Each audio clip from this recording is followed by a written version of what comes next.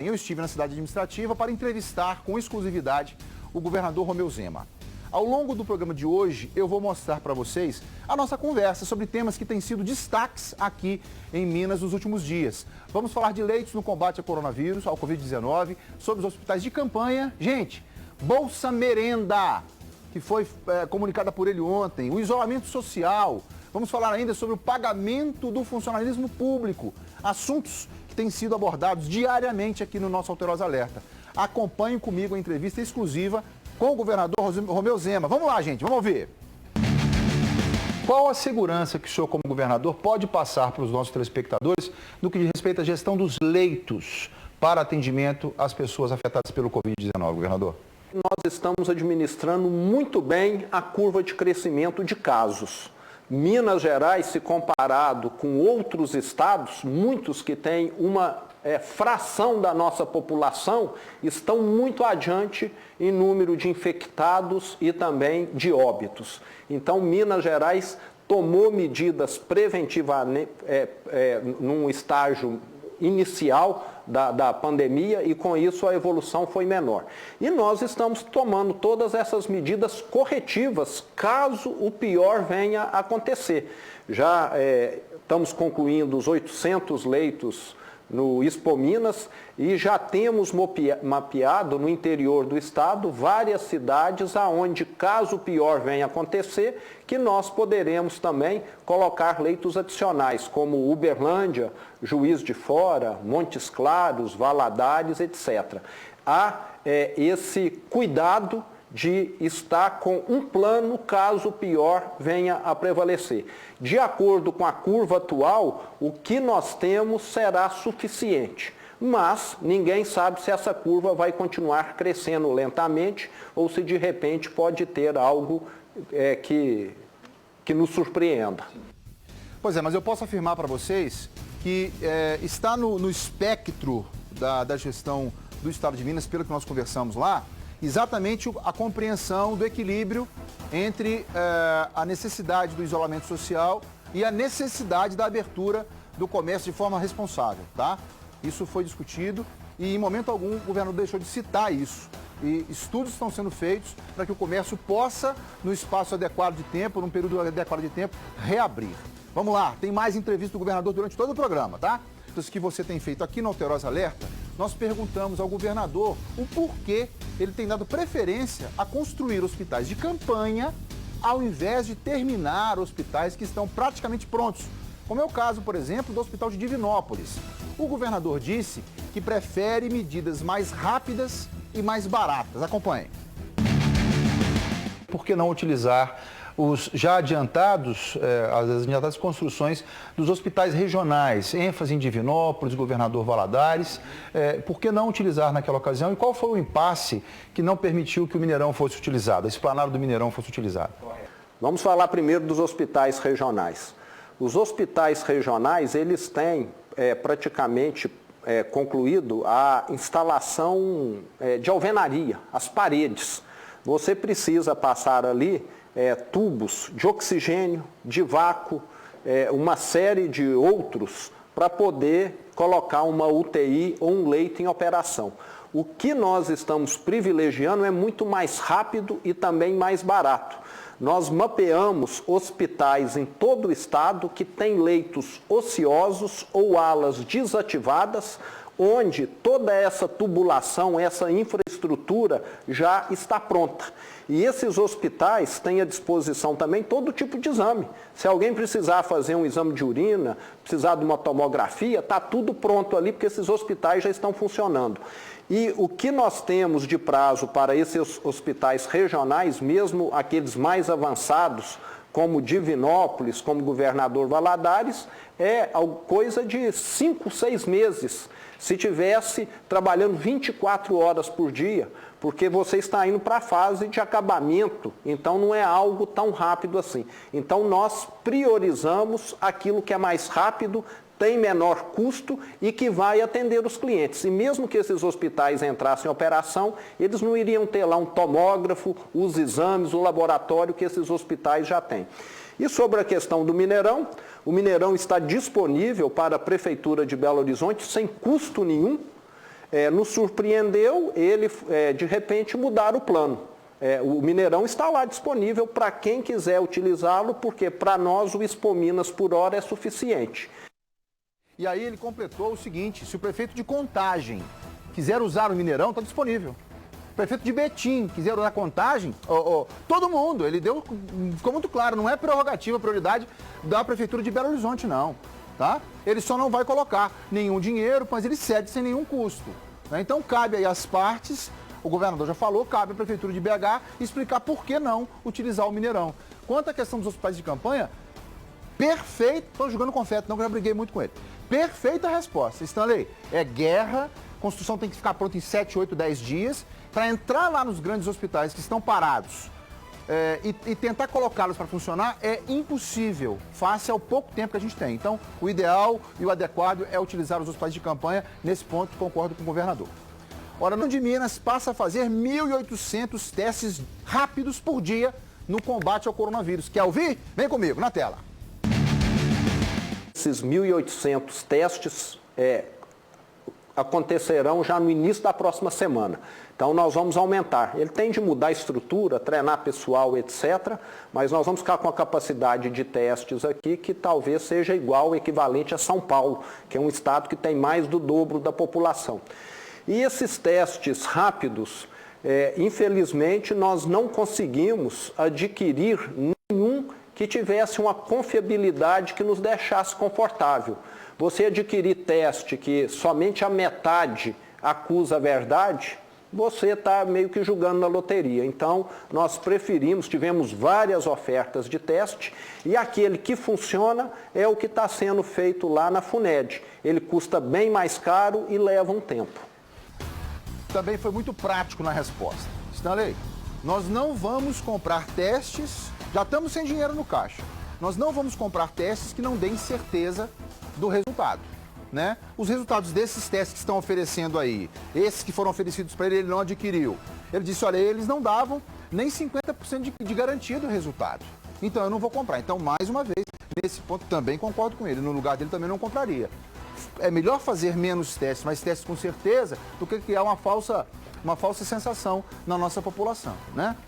Olha, um dos assuntos que tem preocupado a todos nesse momento de pandemia é a questão financeira, é a questão econômica, né? Estou muito preocupado. Como é que vai ficar o pagamento do funcionalismo público? Já foi divulgado que os servidores da saúde e da segurança pública receberão amanhã. Mas e todo o restante dos servidores? Como vão ficar os professores, os aposentados e todos os outros funcionários públicos? O governador de Minas não tem ideia de quando vai pagar. Acompanhe comigo. Esse mês eu gostaria muito de ter feito como nos meses anteriores, ter informado para o funcionalismo a previsão de pagamento. Mas a receita do Estado está totalmente oscilante e imprevisível e menor. E eu não quero assumir uma data se eu não posso. Então, tenho pedido para o funcionário público, aguardem. Esse é o motivo. Não tenho o que esconder. Se tivesse dinheiro entrando, eu iria pagar. Mas como não está entrando, eu vou precisar de mais alguns dias para ver qual que vai ser a viabilidade da data. Nós temos de lembrar hoje, Stanley, o seguinte, mesmo que o comércio abrisse todo amanhã, talvez ele fosse vender menos da metade, porque as pessoas estão inseguras, não sabem como será o mês que vem. Então, uma abertura imediata não resolveria o problema da arrecadação, por esse motivo. As pessoas ficaram, você está, eu estou, sem sabermos como será o dia de amanhã. Mas eu tenho dito que muitas atividades que foram paralisadas, muitas vezes por causa de prefeitos, não deveriam ter sido. Aquelas que dão suporte ao transporte, que dão suporte ao produtor rural, porque caso contrário nós vamos ter inflação de alimentos. Agora mesmo some o arroz, some o feijão, some o óleo, o preço vai começar a subir. Então essas atividades são prioritárias, têm de ser mantidas operando para o benefício da sociedade. E todas aquelas que não têm o contato consumidor-atendente.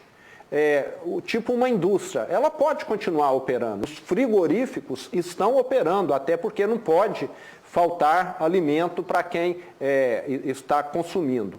Mas o que nos preocupa muito é essa que lida com o cliente, e que é justamente o comércio. Mas nós vamos ter de andar nesse equilíbrio. O que é possível abrir, o que não é, e privilegiar a vida humana. E é o que o mundo tem feito. Não adianta nós reabrirmos amanhã, porque as pessoas não vão consumir e ainda vamos estar colocando as vidas em risco. Aí eu discuti um pouco com o governador nesse ponto, batemos um papo, que eu disse, governador, como é que faz para conciliar, então, um caixa que já estava debilitado, quando o senhor assumiu há 15 meses atrás, né? E com um Estado que não consegue faturar, né? Como é que consegue? Aí eu citei para ele Brumadinho, né, que foi 2019, as chuvas do princípio do ano 2020, né? Ele já estava difícil. Aí acontecem essas fatalidades aí. Como é que faz? Sem ter portas abertas para que o ICMS, que é o imposto que fortalece o caixa estadual, imposto de circulação, mercadoria e serviço, sem que o ICMS esteja acontecendo. Foi essa a resposta que ele deu. Senão, olha, não adianta também nós queremos abrir tudo de uma hora para outra, porque não vai ter público para consumir. Eu dou exemplo. Abriram os cinemas, quem vai? Daqui a pouquinho eu vou tratar disso, né? Como é que vai funcionar? Quem pode abrir? Alguns amigos perguntaram para mim assim, Stanley, pergunte ao governador sobre o nosso curso profissionalizante, do iTech, se ele vai manter a bolsa, se não vai. Gente, ele respondeu, indiretamente, mas respondeu. Ele não sabe quando vai pagar salário. Salário. E eu não estou criticando, não. Né? Se alguém tiver a fórmula mágica aí, pode entrar em contato com ele. Não sabe, porque não tem dinheiro. Né? Agora, por outro lado, como é que eu digo para minha mãe, que é professora, para o meu pai, que é policial, assim, pai, não tem data marcada para o salário do senhor entrar, não. Ele falou, e como é que eu faço para poder pagar a CEMIG? Como é que eu faço? Porque a CEMIG, o governo tem poder sobre ela. Isenta todo mundo esse mês? Não cobra de ninguém? Não, mas a CEMIG precisa faturar. Pô, se a CEMIG precisa faturar, eu também preciso. E eu não quero lucro, não, eu quero salário. Salário é contraprestação de trabalho. Né? É por isso que todos nós temos que ter muita serenidade, muita criatividade, muita paciência e cobrarmos das nossas autoridades, como eu tenho cobrado aqui, dos deputados federais, estaduais, aonde está a contribuição do bolso de vocês?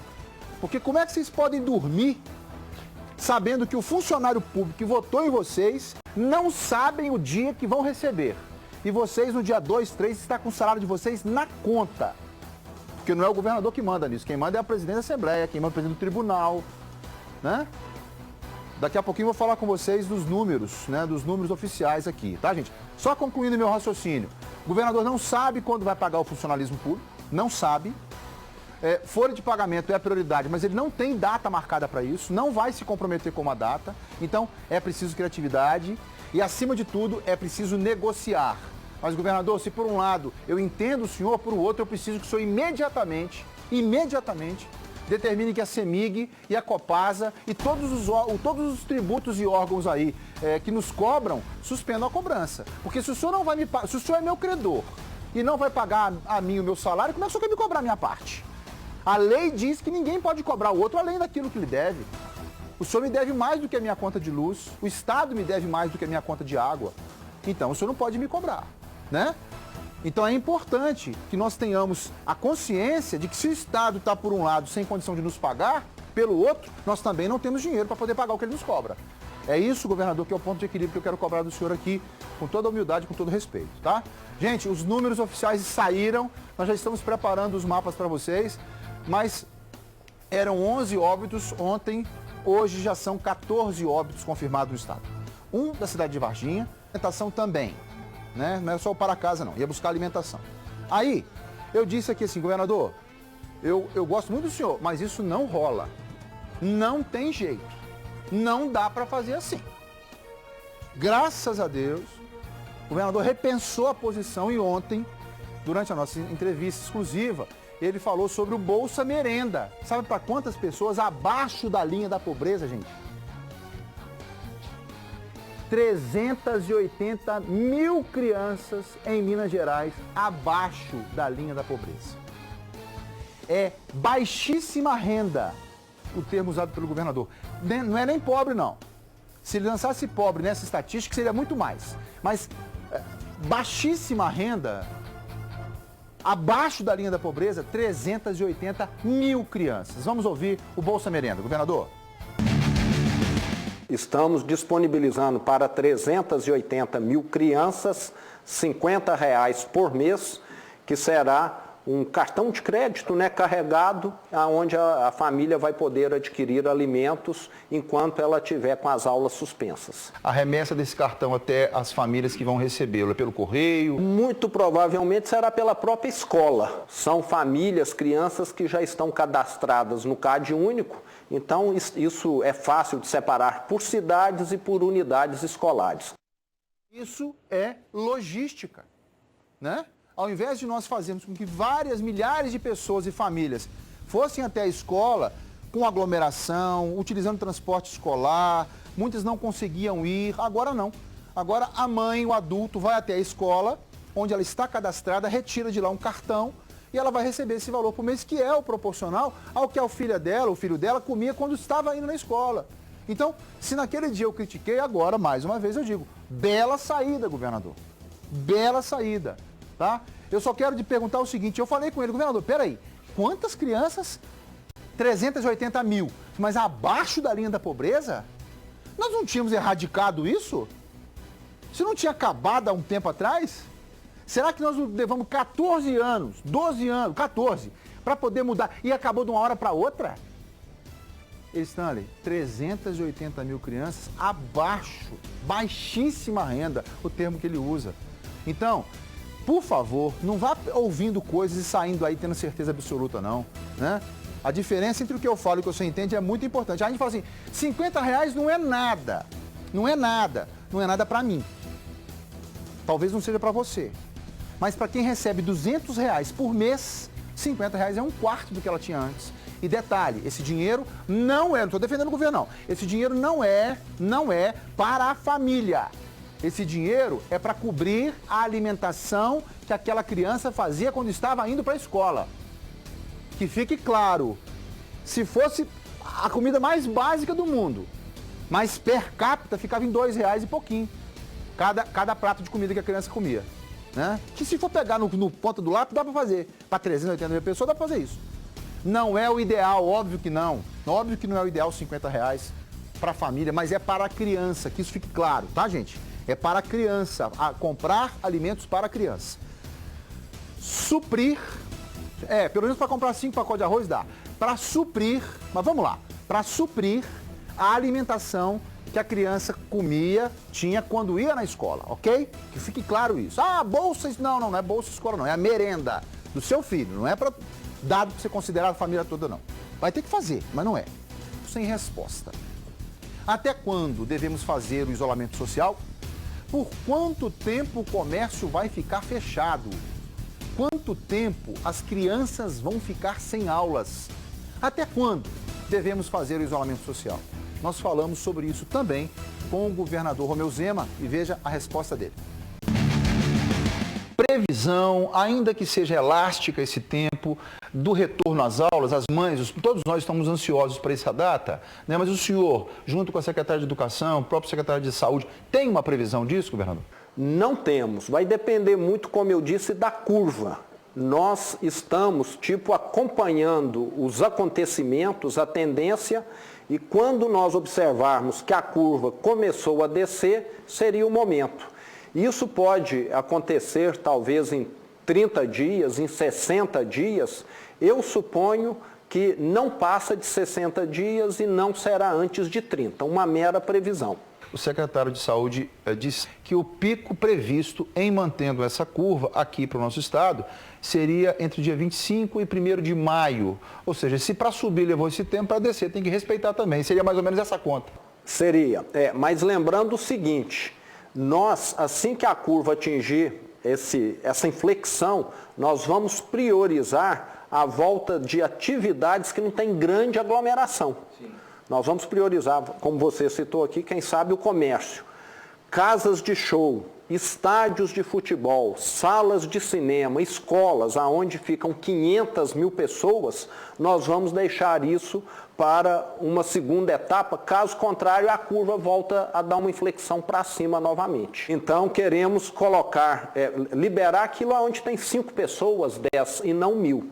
Então vai ser algo feito por escala, isso já tem sido feito em outros países, as grandes aglomerações serão as últimas. Talvez nós vamos ficar mais 5 meses, 6 meses sem jogos de futebol com torcedores, por causa desse motivo.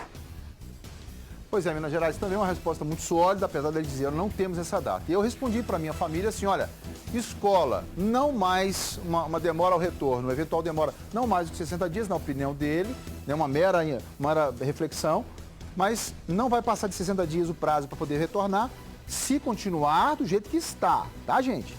Mas também não volta antes de 30. Então você que é pai e mãe de família, comece a fazer seu planejamento para ficar com seus filhos em casa por mais, no mínimo, 30 dias. Eu tenho muita liberdade para falar isso com vocês, porque eu acho que o que está faltando nesse momento é as autoridades virem e falarem assim, olha, nos próximos 10 dias não tem retorno às aulas. Nos próximos 15 dias não haverá abertura de comércio, para que as pessoas possam tirar de si a ansiedade de querer voltar a qualquer custo, mas também buscarem um pouco de reflexão e criatividade, a palavra da vez, para poder movimentar os seus recursos financeiros. É isso que eu queria, nessa quadra, pedir ao governador do estado, que falasse conosco, né? Que utilizasse, ontem ele fez isso por ocasião da Bolsa Merenda, justamente esse ponto. Quando é que nós vamos voltar? Nos próximos 15 dias não tem previsão. Só para a gente poder dar um ritmo, tá, gente? Só para a gente poder dar um ritmo. Só um detalhezinho, a torcida americana, vou falar sobre o esporte depois, eu pedi ao governador do estado que declarasse o América já campeão do Campeonato Mineiro. Nosso querido América. Mas ele falou que não vai meter a mão dele nessa cumbuca, não. Tá? Então a torcida americana, vamos fazer pressão no governador para declarar nós campeão do Campeonato Mineiro esse ano. Tá certo? Vem comigo. A Polícia Civil divulgou os registros de violência, finalizando a nossa entrevista exclusiva, né, com o chefe do estado. Vamos ver. Queria encerrar aqui, primeiro agradecendo a todos os mineiros pelo comportamento exemplar da grande maioria nesses últimos dias, semanas. Nós temos sido um estado que tem dado exemplo para o Brasil. Temos tido um número de casos muito inferior proporcionalmente a outros estados. Isso mostra que nós somos, sim, um povo comprometido. O que eu peço ao mineiro é exatamente isso, que seja solidário nesse momento que é tão difícil para todos. Se alguém tem condição de ajudar o vizinho que está passando por necessidade, que ajude a associação de bairro, nós precisamos dessa solidariedade nesse instante, que muitos perderam a fonte de renda que tinha, como eu disse aqui, sem nenhuma reserva, e acabam, às vezes, enfrentando problema até para colocar algum mantimento na despensa. Isso é o que eu peço ao povo mineiro. Bem, aí, com essas considerações, nós encerramos nosso bate-papo, nossa entrevista com o governador. Essa entrevista está na íntegra, já vai estar na íntegra no site da TV Alterosa, tá? E você vai acompanhar também no Jornal da Alterosa os principais momentos da entrevista. Eu só queria deixar claro para vocês o seguinte, foi uma conversa muito tranquila com o governador, apesar do assunto ser muito tenso. Muito tenso. E qual a percepção que eu tive, né? Depois de 15 meses de mandato, qual a percepção que eu tive? É um profissional extremamente preparado para a coisa privada, o governador Romeu Zema, né? O currículo dele diz isso. O jeito de falar sobre assuntos de gestão é muito claro, é muito fluido. Não utilizou em momento algum, comigo, durante a entrevista, nenhum tipo de metáfora, não. Foi direto ao ponto em todos os assuntos. Né? Respondeu absolutamente todas as perguntas que eu fiz. Falamos de pagamento, de escala de pagamento, de leitos, de tudo isso. Né? Em momento algum ele tergiversou. Perguntei a ele, né? Governador, vem cá, o senhor está se diferenciando muito de outros governadores, né? Como é que está a posição do governo federal para com o estado de Minas? A resposta dele foi, Stanley, o governo federal tem atendido as nossas demandas, né, naquilo que nós temos pedido, e eu não estou endossando muitas vezes, algumas atitudes de alguns governadores, porque eles estão, abro aspas, trabalhando com um coeficiente alto de política. Né? Eu vou colocar agora na minha leitura de politicagem. Ele não disse essa expressão, eu estou dizendo. Né? Então, existe um discurso muito forte político e eu não vou me meter nesse assunto. Eu vou tratar de trabalhar pelo meu Estado. Foi a resposta dele. Daí, a expressão que o governador Zema, muito mineirinho, está tendo no estado, no Brasil inteiro. Porque nós estamos andando. Você está vendo que Minas está andando. A gente está correndo atrás do atendimento. Daqui a pouquinho eu vou colocar o mapa para vocês. Enquanto outros estados estão crescendo muito o número de mortes assim de uma hora para outra, Minas já está com a curva aqui, outra colar, a gente aperta um pouquinho ali, folga de cá, né? Em falar nos números de mortes, eu vou trazer para vocês a informação, tá? Como eu disse, 14